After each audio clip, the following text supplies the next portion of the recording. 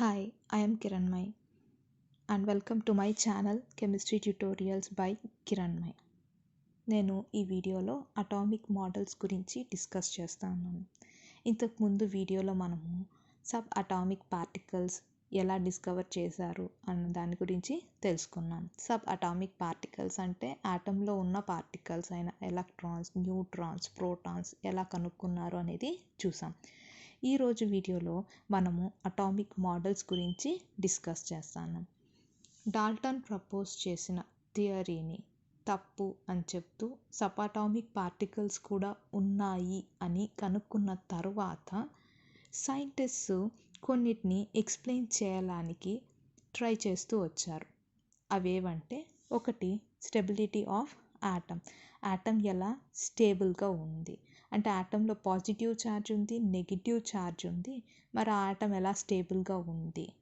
Next one behaviour of elements యొక్క behaviour ఫిజికల్గా, కెమికల్గా వాటి యొక్క ప్రాపర్టీస్ ద్వారా ఎలా మనం ఎక్స్ప్లెయిన్ చేయగలుగుతాము.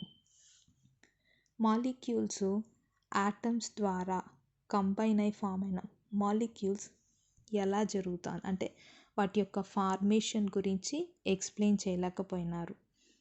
తర్వాత ఆటమ్స్ ఎలక్ట్రోమాగ్నెటిక్ రేడియేషన్స్ని అబ్జార్బ్ చేసుకుంటుంది, ఎమిట్ కూడా చేస్తుంది. ఈ ఎలక్ట్రోమాగ్నెటిక్ రేడియేషన్స్ ఎక్కడి నుంచి వస్తున్నాయి, వాటి యొక్క నేచర్ ఏంటి అనేది చెప్పలేకపోయారు.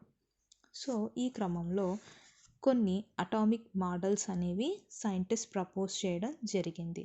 వాటిలో చాలా వరకు కూడా ఆటమ్ యొక్క స్టెబిలిటీని ఎక్స్ప్లెయిన్ చేయలేకపోవడం వల్ల వాటిని కరెక్ట్ మోడల్స్ కాదు అని కన్క్లూడ్ చేశారు. అందులో ఉన్న 2 మోడల్స్ గురించి మనం ఈరోజు వీడియోలో డిస్కస్ చేస్తాను. ఒకటి థామ్సన్స్ అటామిక్ మోడల్, ఇంకొకటి Rutherford's nuclear atomic model. First one Thomson's atomic model. Thomson's atomic model ప్రకారము ఆటమ్ అనేది స్పెరికల్ షేప్లో ఉంటుంది, అంటే ఒక బాల్ లాగా ఉంటుంది. ఇందులో పాజిటివ్ ఛార్జ్ అంటే ప్రోటాన్స్ అనేవి యూనిఫామ్గా distribute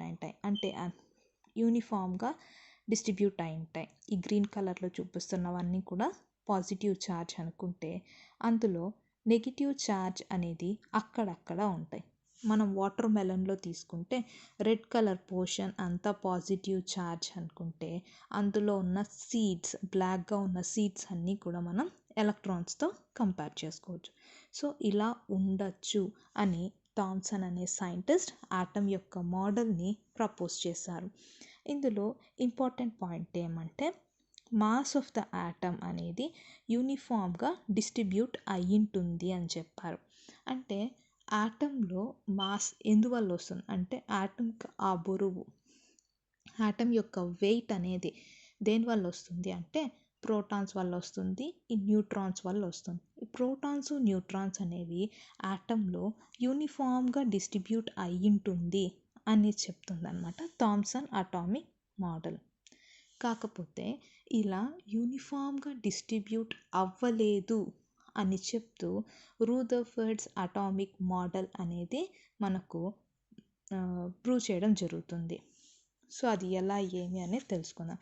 so Thomson atomic model ప్రకారం మాస్ ఆఫ్ ద ఆటమ్ అనేది యూనిఫామ్గా డిస్ట్రిబ్యూట్ అయ్యింటుంది. And then Rutherford's atomic model. యాక్చువల్గా రూదర్ఫర్డ్ అనే scientist alpha particle scattering experiment చేస్తూ వాళ్ళ స్టూడెంట్స్తో కొన్ని రిజల్ట్స్ని అబ్జర్వ్ చేశారనమాట. ఆ రిజల్ట్స్ని బేస్ చేసుకొని ఇంతకు ముందు ప్రపోజ్ చేసిన అంటే థామ్సన్ ప్రపోజ్ చేసినటువంటి అటామిక్ మోడల్ తప్పు అని చెప్పడం జరిగింది. సో ఈ ఎక్స్పెరిమెంట్ గురించి చూసినట్లయితే ఇందులో ఆల్ఫా పార్టికల్స్ని యూస్ చేస్తా అన్నారు. ఆల్ఫా పార్టికల్స్ని ఎలా ప్రొడ్యూస్ చేస్తారు అంటే ఒక రేడియో యాక్టివ్ ఎలిమెంట్ యొక్క డికే ప్రాసెస్లో ఆల్ఫా పార్టికల్ అనేది ఫామ్ అవుతుంది. సో ఈ ఆల్ఫా పార్టికల్ అనేది పాజిటివ్ ఛార్జ్ని కలిగి ఉంటుంది, అంటే 2 protons 2 neutrons. Nothing but helium nucleus అంటాం మనం. ఈ ఆల్ఫా పార్టికల్స్ని ఒక ఎల్ఈడి ప్లేట్కి ఒక చిన్న హోల్ చేస్తాం, అందులో నుంచి పంపిస్తాం. ఇలా ఎందుకు చేస్తాము అంటే, ఇన్ కేస్ మనం లెడ్ ప్లేట్ కనుక పెట్టకపోతే ఆల్ఫా పార్టికల్స్ అన్నీ స్కాటర్ అయిపోతాయి.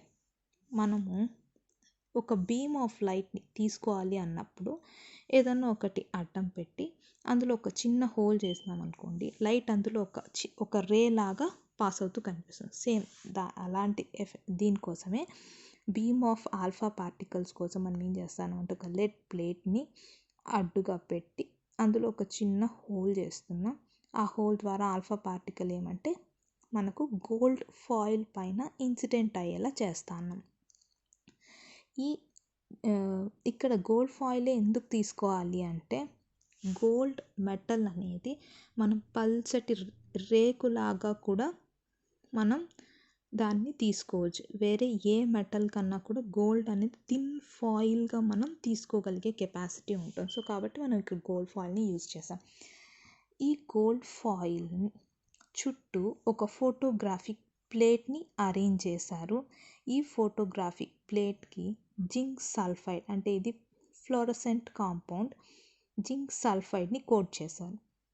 ఇక్కడ ఈ ఆల్ఫా పార్టికల్ గోల్డ్ ఫాయిల్ని టచ్ చేసిన తర్వాత వచ్చేటటువంటి మిగిలిన ఆల్ఫా రేస్ని ఫోటోగ్రాఫిక్ ప్లేట్ మీద ఇన్సిడెంట్ అవ్వగానే అక్కడ ఒక బ్రైట్ స్పాట్గా మనకు కనిపిస్తుంది. సో దీన్నే మనం ఇంకొద్దిగా ఎలాబరేటెడ్గా ఇక్కడ చూపిస్తున్నాం. సో ఇది గోల్డ్ ఫాయిల్. ఈ గోల్డ్ ఫాయిల్ పైకి ఆల్ఫా పార్టికల్స్ని ఇన్సిడెంట్ చేసాం. రూదర్ఫోర్డ్ ఇంతకు ముందు థామ్సన్ ప్రపోజ్ చేసిన అటామిక్ మోడల్ని దృష్టిలో పెట్టుకొని రిజల్ట్ ఏ విధంగా వస్తుంది అనుకున్నారంటే, ఆల్ఫా పార్టికల్స్ గోల్డ్ ఫాయిల్లో నుంచి ఈజీగా పెనిట్రేట్ అయ్యి బయట వచ్చేస్తుంది. కాకపోతే మాస్ అనేది యూనిఫామ్గా డిస్ట్రిబ్యూట్ అయ్యి ఉంటుంది అన్న ఆలోచన వల్ల మేబీ ఆల్ఫా పార్టికల్ కొద్దిగా డీవియేట్ అవ్వచ్చు అండ్ వీటి యొక్క స్పీడ్ అనేది కొద్దిగా తగ్గచ్చు అని అనుకున్నారు రూదర్ఫోర్డ్. కాకపోతే దీనికి అన్ఎక్స్పెక్టెడ్గా రిజల్ట్ అనేది అబ్జర్వ్ చేయడం జరిగింది. అంటే ఎక్స్పెక్ట్ చేసిన రిజల్ట్ కాకుండా వేరే రిజల్ట్ అబ్జర్వ్ చేస్తున్నారు. అందులో ఏమేమి ఉందంటే, చాలా వరకు ఆల్ఫా పార్టికల్స్ అనేవి అన్డిఫ్లెక్టెడ్గా ఉన్నాయి. అంటే ఎటువంటి చేంజ్ లేకుండా ఆ ఫాయిల్ ద్వారా పాస్ అయిపోతున్నాయి. ఏదన్నా ఒక రే స్ట్రైట్గా మూవ్ అవుతుంది అంటే అర్థం ఏమంటే వాటి యొక్క పాత్లో ఏది అడ్డుగా లేదు అని అర్థం. సో ఇక్కడ మనం చూసినట్లయితే ఈ ఆల్ఫా పార్టికల్స్ అన్నీ కూడా అన్డిఫ్లెక్టెడ్గా మూవ్ అవుతూ వచ్చాయి. అంటే ఎంప్టీ స్పేస్ అనేవి ఆటంలో ఉన్నాయి అని. కొంచెం స్మాల్ ఫ్రాక్షన్ అంటే కొద్దిగా మాత్రం డిఫ్లెక్ట్ అయినాయి. అంటే ఇది దేన్ని ఇండికేట్ చేస్తుంది అంటే, ఆల్ఫా పార్టికల్స్ అనేవి పాజిటివ్ ఛార్జ్ కాబట్టి అది ఎందుకు డిఫ్లెక్ట్ అవుతుంది, ఎందుకు పక్కకు వస్తుంది అంటే, అక్కడ పాజిటివ్ ఛార్జ్ ఉంటేనే మనకు డిఫ్లెక్షన్ అనేది కనిపిస్తుంది, పక్కకు అనేది వచ్చేస్తుంది. సో ఇక్కడ పాజిటివ్ ఛార్జ్ అనేది ఒక చోట ఎక్కువగా ఉంది. కొన్ని మాత్రం బౌన్స్ అవుతున్నాయి, అంటే 180 degreesలో వెనక్కి వచ్చేస్తున్నాయి. అంటే ఏమని అర్థము, ఇక్కడ ఈ అబ్జర్వేషన్ బట్టి కన్క్లూడ్ చేస్తుండేది ఏమి అంటే, small fraction very few bounce back అవుతున్నాయి, స్లైట్గా డిఫ్లెక్ట్ అవుతున్నాయి. అంటే పాజిటివ్ ఛార్జ్ అనేది యాటంలో కొంచెం మాత్రమే మనకు కాన్సన్ట్రేట్ చేయబడి ఉండొచ్చు. సో ఇలాంటి అబ్జర్వేషన్ అంతా బేస్ చేసుకొని రూదర్ఫోర్డ్ అనే సైంటిస్ట్ ఏం చేశారంటే, తన అటామిక్ మోడల్ని ప్రపోజ్ చేయడం జరిగింది. సో చూడండి, రూదర్ఫోర్డ్స్ అటామిక్ మోడల్ ప్రకారము పాజిటివ్ ఛార్జ్ మరియు ఆటం యొక్క మాస్ అనేది ఒకే ఒక స్మాల్ రీజియన్లో కాన్సన్ట్రేట్ అయి ఉంటుందన్నమాట. దాన్ని అతను న్యూక్లియస్ అని పిలిచారు. బాగా అర్థం చేసుకోండి. థామ్సన్ అనే సైంటిస్ట్ ఏం చెప్పారంటే ఆటంలో మాస్ అంతా యూనిఫామ్గా డిస్ట్రిబ్యూట్ అయి ఉంటుంది అని చెప్పినారు. కానీ రూదర్ఫర్డ్స్ అటామిక్ మోడల్ ప్రకారము మాస్ అనేది ఒక కొద్ది రీజియన్లో మాత్రమే కాన్సన్ట్రేట్ అయి ఉంటుంది అని అన్నారు. So positive charge mass or densely concentrated in a small region, దాన్ని మనం న్యూక్లియస్ అని చెప్పేసి రూదర్ఫోర్డ్ చెప్పారు. సో ఈ న్యూక్లియస్ చుట్టూ ఎలక్ట్రాన్స్ అనేవి సర్క్యులర్ పాత్లో హై వెలాసిటీతో రివాల్వ్ అవుతూ ఉంటుంది అని చెప్పారు. సో రూదర్ఫర్డ్స్ అటామిక్ మోడల్ ప్రకారము ఎలక్ట్రాన్స్ అనేవి న్యూక్లియస్ చుట్టూ ఒక సర్క్యులర్ పాత్, మనకు సూర్యుడి చుట్టూ ప్లానెట్స్ ఎలా రివాల్వ్ అవుతూ ఉంటాయో అలా రివాల్వ్ అవుతుంటాయి అనేసి చెప్పారు. సో కాబట్టి దీన్ని మనం ప్లానిటరీ మోడల్ అని కూడా చెప్పుకోవచ్చు. అండ్ దెన్ న్యూక్లియస్ ఎలక్ట్రాన్స్ ఒకదాంతో ఒకటి ఎలక్ట్రోస్టాటిక్ ఫోర్స్ ఆఫ్ అట్రాక్షన్ వల్ల రెండు వాటి ప్లేస్లో ఉన్నాయి అని చెప్తారు. ఇది రూదర్ఫర్డ్స్ అటామిక్ మోడల్. కానీ ఈ మోడల్ కూడా ఆటమ్ స్ట్రక్చర్ని కరెక్ట్గా ఎక్స్ప్లెయిన్ చేయలేకపోయినాయి. డ్రాబ్యాక్ ఏమంటే మ్యాక్స్వెల్ సైంటిస్ట్ ప్రకారం ఒక యాక్సలరేటెడ్ చార్జ్డ్ పార్టికల్ అనేది ఎలక్ట్రోమాగ్నెటిక్ రేడియేషన్స్ని ఎమిట్ చేస్తాయి. అంటే ఇక్కడ ఎలక్ట్రాన్స్ అనేవి చార్జ్డ్ పార్టికల్స్, యాక్సలరేటెడ్ అంటే ఏమంటే చేంజ్ ఇన్ వెలాసిటీలో చేంజ్ రావడం. ఇక్కడ ఎలక్ట్రాన్స్ సర్క్యులర్ పాత్లో న్యూక్లియస్ చుట్టూ తిరుగుతూ వచ్చినప్పుడు ఒక సర్టన్ పాయింట్లో వాటి యొక్క వెలాసిటీ అనేది చేంజ్ అవుతాయి. అలా చేంజ్ అయినప్పుడు ఎనర్జీ అనేది చేంజ్ అవుతుంది, అంటే ఎనర్జీ అనేది తగ్గిపోతుంది. ఎందుకు తగ్గుతుంది అంటే ఈ ఎలక్ట్రాన్స్ ఎలక్ట్రోమాగ్నెటిక్ రేడియేషన్స్ని ఎమిట్ చేయడం వల్ల ఎనర్జీని కోల్పోతాయి. అలా కోల్పోతూ ఒక సర్టన్ స్టేజ్లో ఏమవుతుందంటే న్యూక్లియస్లోకి పడిపోతుంది. అలా పడిపోతే మనకు ఏమవుతుందంటే న్యూక్లియస్లో ఎలక్ట్రాన్స్ని పడిపోతే అది మళ్ళీ థామ్సన్స్ అటామిక్ మోడల్ని రిజెంబుల్ చేస్తుంది. సో ఆటమ్ అనేది అన్స్టేబుల్గా ఉండిపోవాలి, కానీ నిజానికి ఆటమ్స్ అనేవి స్టేబుల్గా ఉంటాయి. సో ఇది ఎందుకు అనేది రూదర్ఫర్డ్ ఎక్స్ప్లెయిన్ చేయలేకపోయినారు. ఇంకొకటి ఏమంటే రూదర్ఫర్డ్స్ అటామిక్ మోడల్లో ఎలక్ట్రాన్స్ న్యూక్లియస్ చుట్టూ సర్క్యులర్ పాత్లో తిరుగుతూ ఉంటాయని చెప్పారే కానీ ఒక ఆటంలో ఎన్నో ఎలక్ట్రాన్స్ ఉంటాయి, ఆ ఎలక్ట్రాన్స్ ఎలా డిస్ట్రిబ్యూట్ అయ్యి ఉంటుంది అని ఎక్స్ప్లెయిన్ చేయలేదు. అలానే ఎలక్ట్రాన్స్కి ఎనర్జీస్ ఏ విధంగా ఉంటాయి, అన్నిటికీ ఒకే విధంగా ఉంటుందా లేదా ఒక్కొక్క ఎలక్ట్రాన్కి ఒక్కొక్క ఎనర్జీ లెవెల్స్ ఉంటాయా అనేవి కూడా రూదర్ఫర్డ్స్ అటామిక్ మోడల్ ఎక్స్ప్లెయిన్ చేయలేకపోయింది. సో ఇవి థామ్సన్స్ అటామిక్ మోడల్ మరియు రూదర్ఫర్డ్స్ అటామిక్ మోడల్ వాటి యొక్క డ్రాబ్యాక్స్. తర్వాత క్లాసుల్లో మనం బోర్స్ అటామిక్ మోడల్ గురించి డిస్కస్ చేద్దాం. ఈ బోర్స్ అటామిక్ మోడల్ గురించి డిస్కస్ చేసే ముందు ఎలక్ట్రోమాగ్నెటిక్ రేడియేషన్స్ యొక్క డ్యూయల్ బిహేవియర్ని అలానే లైన్ స్పెక్ట్రా గురించి డిస్క్రైబ్ చేసుకొని తర్వాత బోర్స్ అటామిక్ మోడల్ గురించి డిస్కస్ చేస్తాం. సో ఆ టాపిక్స్కి వెళ్ళే ముందు కొన్ని టర్మ్స్ మనకు తెలిసి ఉండాలి.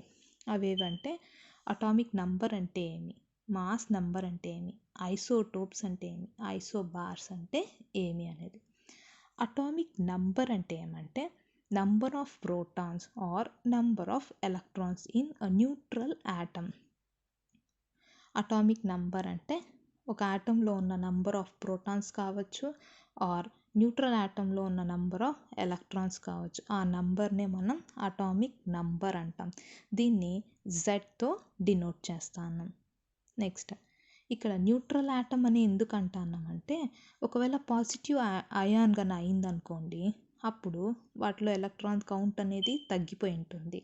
నెగిటివ్ అయాన్ అనుకోండి వాటిలో ఎలక్ట్రాన్ కౌంట్ అనేది ఇంక్రీజ్ అయి ఉంటుంది. సో అటామిక్ నంబర్ అంటే ఒక న్యూట్రల్ ఆటంలో ఉన్న ఎలక్ట్రాన్స్ని కన్సిడర్ చేసుకుంటాం, అయాన్స్లో ఉన్న ఎలక్ట్రాన్స్ని కన్సిడర్ చేసుకోం. నెక్స్ట్ మాస్ నంబర్ అంటే ఏమంటే ఒక ఆటంలో ఉన్న number of protons plus number of న్యూట్రాన్స్ని కలిపి మాస్ నంబర్ అని పిలుస్తాం. దాన్ని ఏతో డినోట్ చేస్తాం. ఒక ఆటమ్ యొక్క కాంపోజిషన్ని ఎక్స్, ఏ, జెడ్తో రిప్రజెంట్ చేస్తాం. సూపర్ స్క్రిప్ట్ అంటాం, పైన రాస్తానం కదా సూపర్ స్క్రిప్ట్. ఏ అనేది మాస్ నెంబర్ అవుతుంది, జెడ్ అనేది అటామిక్ నంబర్ అవుతుంది. సో ఐసోబార్స్ అంటే ఏమి, ఐసోటోప్స్ అంటే ఏమో చూద్దాం. ఐసోబార్స్ అంటే సేమ్ మాస్ నెంబర్ ఉండి డిఫరెంట్ అటామిక్ నంబర్ కనుక ఉంటే ఆ రెండింటిని ఐసోబార్స్ అని పిలుస్తాం. ఇక్కడ కార్బన్, నైట్రోజన్. ఇక్కడ తీసుకుంటే కార్బన్లో మనకు డిఫరెంట్ అటామిక్ నంబర్స్ ఉన్నాయి, కానీ సేమ్ మాస్ నెంబర్స్ ఉన్నాయి. సో వీటిని ఐసోబార్స్ అంటాం.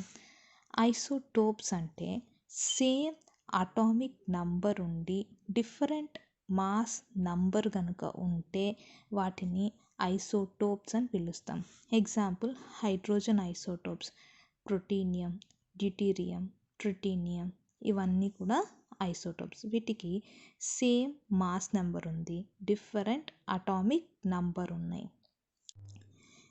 ఇంకొక ఇంపార్టెంట్ విషయం ఏమంటే కెమికల్ ప్రాపర్టీస్ అనేవి ఎలక్ట్రాన్స్ వల్ల వస్తాయి, కానీ నంబర్ ఆఫ్ ప్రోటాన్స్ వల్ల, నంబర్ ఆఫ్ న్యూట్రాన్స్ వల్ల మనకు ఒక ఎలిమెంట్ యొక్క కెమికల్ ప్రాపర్టీ అనేది డిఫర్ అవ్వడం జరగదు. సో ఇక్కడ ఐసోటోప్స్ అన్నిటికీ కూడా సేమ్ కెమికల్ బిహేవియర్ అనేది ఉంటుంది. సో దీన్ని బేస్ చేసుకునే నెంబర్ ఆఫ్ ఎక్స్పెరిమెంట్స్లో మనకు ఎలా ఎక్స్పెరిమెంట్స్ జరుగుతుంది అని తెలుసుకోవడం కోసం మనకు ఐసోటోపిక్ లేబులింగ్ అనేది చేస్తూ ఉంటారు. సో ఇది isobars, isotopes, atomic number and mass number. మీకు ఏదన్నా డౌట్స్ ఉంటే కామెంట్ బాక్స్లో చెప్పండి. అండ్ ఈ కంటెంట్ కనుక మీకు నచ్చితే లైక్ చేయండి, మీ ఫ్రెండ్స్తో షేర్ చేయండి. Thank you.